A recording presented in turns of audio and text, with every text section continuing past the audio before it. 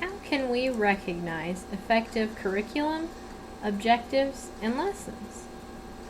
Well, some marks of an effective curriculum are that it's based on Common Core or state standards, created with specific goals and expectations/skills in mind for the students to master. They have goals in mind. Academic subjects and content have relation and connectivity from one subject to another, such as unit studies or integrating several topics to relate to real-life concepts.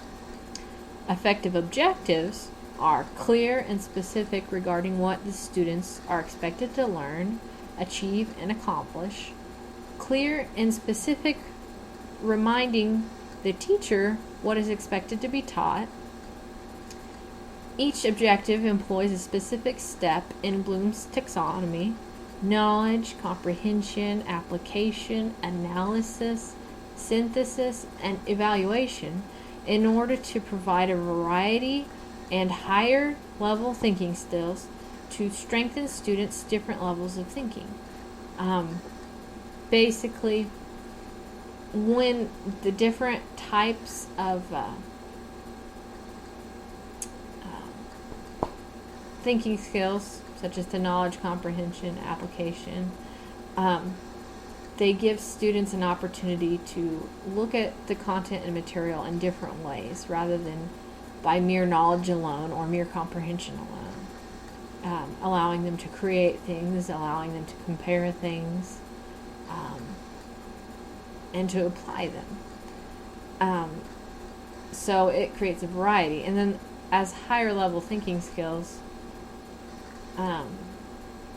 in that case, it would be to help students to develop those further beyond, again, just knowledge and comprehension of the matter of what you're going to be tested on. Really helping the students to think better and to problem solve and to develop their higher thinking, giving them opportunities for that.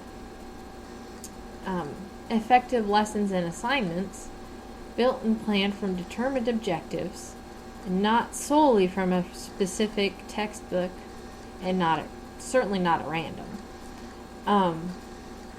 One thing I noticed in the link here to Normal Park Museum Magnet School's curriculum, they build around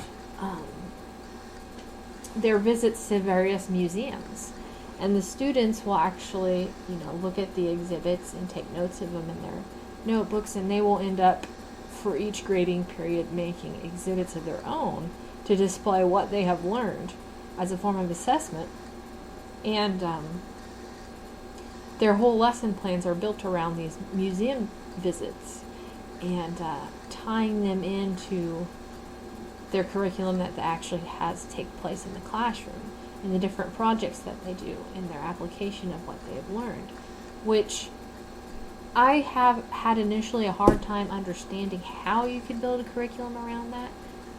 But after watching the video a couple of times, I'm like, well, yeah, actually you probably could build a curriculum on that. But they are following a plan. They're not just randomly visiting museums and saying, oh, well, we looked at that at the museum. They actually have a plan in mind when they're doing that. So I thought that was quite interesting. Effective lessons and assignments are also planned on a daily basis for daily application. And this is something I know I need to work on more. That was reiterated to me in the resources and in the texts. The importance of daily lesson planning. And not just planning for every day, but actually refreshing your memory every day regarding the lesson plans. This is to refresh the teacher's mind, but also to be able to be more specific for the sake of your students and to streamline your lessons better. They are also designed with a purpose, a direction, and with future lessons and goals in mind, so that what we've learned yesterday ties into what we're learning today, ties into what we'll learn tomorrow. So things are relevant to each other. It's not just well, today we learned about Christopher Columbus, and tomorrow we're going to learn about the Civil War. How is that relevant to each other? Obviously, it's all history, but with nothing together, they're just all elements of knowledge just floating around, which some lessons are delivered in such a manner, and it shouldn't be so. If it's going to be an effective lesson, it needs to be tied together with something that the students have already learned and that they're going to learn, so that it'll have more meaning and be more memorable in the student's mind.